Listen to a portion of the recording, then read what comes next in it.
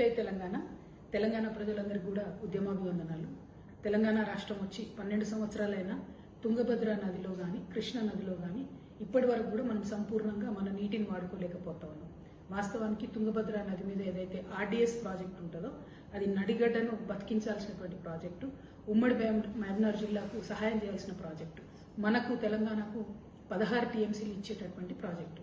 కానీ ఆ 16 టీఎంసీలలో ఈ 12 ఏళ్లు కానీ అంతకుముందు చరిత్రలో ఎప్పుడు చూసుకున్నా కానీ తెలంగాణ రాష్ట్రంలో నడిగడ్డ ప్రాంతంలో కేవలం 6 టీఎంసీలు వాడుకున్నాం. మనం అంతకన్నా ఎప్పుడు కూడా ఒక్క ఇంచు కూడా మనం వాటర్ ఎక్కువ వాడుకోలేదు, ఒక చుక్క కూడా వాటర్ ఎక్కువ వాడుకోలేదు.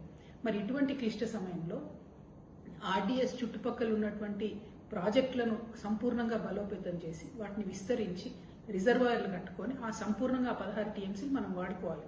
అన్ఫార్చునేట్లీ ఆనాడు కేసీఆర్ గారి ప్రభుత్వం కానీ ఇప్పుడు రేవంత్ రెడ్డి గారి ప్రభుత్వం కానీ అటువంటి ప్రయత్నం చేయలేదు. దాంతో నడిగడ్డ ప్రజలకు ఇప్పటికి కూడా అన్యాయం జరుగుతుంది. మనకు 16 టీఎంసీలు ఆర్డీఎస్లు వస్తాయి, సుంకేష్లకు 16 టీఎంసీలు ఏపీలో వస్తాయి. ఆంధ్రప్రదేశ్ ఏమో ఆ 16 టీఎంసీలను 32 టీఎంసీలు చేసుకున్నది. బీభత్సంగా వాళ్ళు నీళ్లు వాడుకుంటా ఉన్నారు, మనం మాత్రం వాడుకోలేకపోతున్నాం. మరి మనం ఈ ఇన్ఫ్రాస్ట్రక్చర్ కట్టుకునే లోపల మన ఎగువ రాష్ట్రమైనటువంటి కర్ణాటక అక్కడ తుంగభద్ర మీద ఒక 3 ప్రాజెక్టులు కడుతున్నది.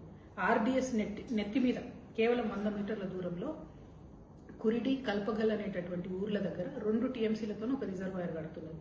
దానిపైన 15 కిలోమీటర్ల ముందు తుంగభద్ర మీద రోడ్ కమ్ బ్యారేజ్ ఒకటి అక్కడ 2.5 టీఎంసీతోని అక్కడ కడుతున్నది. పైగా ఆర్డీఎస్ అయిపోయిన తర్వాత తుంగభద్ర నది మీద ఇంకొక ఊర్లో చిక్కమంచాల అనే ఊర్లో రాయచూరు జిల్లాలో మరొక 5 టీఎంసీలకు అక్కడ ఒక ప్రాజెక్టు కడుతుంది. అంటే ఈ 3 ప్రాజెక్టులు కలిపితే కర్ణాటక 10 టీఎంసీలు తుంగభద్రలో వాడుకోవడానికి ప్రణాళికలు చేస్తుంది. వాస్తవానికి కర్ణాటకకు ఉన్న హక్కు ఎంత? Only 1.2 TMC. మరి 1.2 టీఎంసీ మాత్రమే హక్కున్న కర్ణాటక 10 టీఎంసీలు కడుతుంటే ఆ ప్రోగ్రామ్కి మన రాష్ట్ర ముఖ్యమంత్రి రేవంత్ రెడ్డి గారు అక్కడ పోయి ఇటుపక్క చంద్రబాబు నాయుడు గారిని కూర్చోబెట్టుకొని ఇంకో పక్క డీకే శివకుమార్ గారిని కూర్చోబెట్టుకొని ఈయననే ప్రారంభోత్సవం చేసి మంగళారతి ఇచ్చి ఆ ప్రాజెక్టు కట్టినట్టయితే తుంగభద్ర నదిలో మనకు వాటా అనేది దక్కదు, పర్మనెంట్ గా మనం కోల్పోవడం జరుగుతుంది.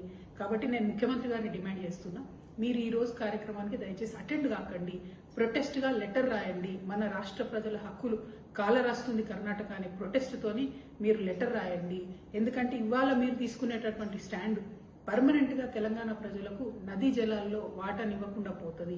మీరు ఎట్లాగో మళ్ళీ అధికారంలోకి రాదు. రేపటి నాడు ప్రజల దయతో మేమే తెలంగాణ రక్షణ సేనని అధికారంలోకి వస్తాం. ఆనాడు మేము వెళ్ళి మళ్ళీ కర్ణాటకతో గాని సెంట్రల్ వాటర్ కమిషన్ తో గాని ఆర్గ్యుమెంట్ పెట్టుకుంటే ఇగో మీ రాష్ట్ర ముఖ్యమంత్రి కదా వచ్చిపోయింది